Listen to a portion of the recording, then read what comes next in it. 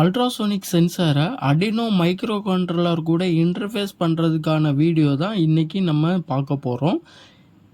Ultrasonic சென்சாரில் நமக்கு வந்து distance 20க்கு Philo வரும்பொழுது நமக்கு வந்து ஒரு எல்இடி இண்டிகேட் ஆகிற மாதிரி தான் இந்த இடத்துல நம்ம எக்ஸிக்யூட் பண்ணியிருக்கோம்.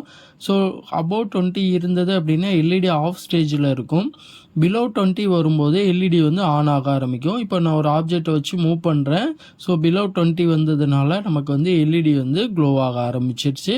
ஸோ இப்போ வந்து டிஸ்டன்ஸ் அப்படின்றத வந்து மெஷர் பண்ணுறதுக்காக நம்ம வந்து அல்ட்ராசோனிக் சென்சார் வந்து யூஸ் பண்ணியிருக்கோம்.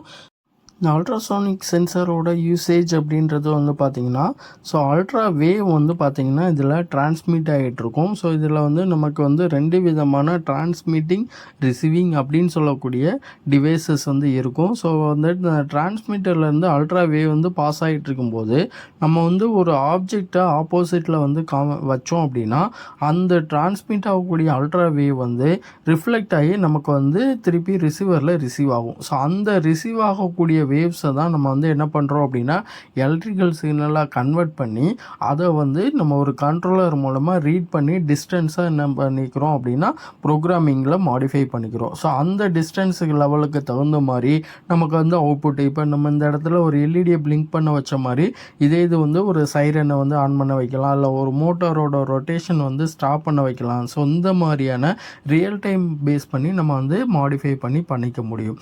ஸோ இந்த அல்ட்ராசோனிக் சென்சார் அப்படின்றது ரியல் டைம் கான்செப்டில் நமக்கு வந்து பிளைண்ட் பீப்புளுக்கு வந்து ஹெல்ப் பண்ணுற மாதிரியான கான்செப்ட்லலாம் நம்ம என்ன பண்ணலாம் அப்படின்னா யூஸ் பண்ணலாம். இந்த வீடியோ உங்களுக்கு வந்து யூஸ்ஃபுல்லாக இருந்தது அப்படின்னா லைக் பண்ணுங்கள்.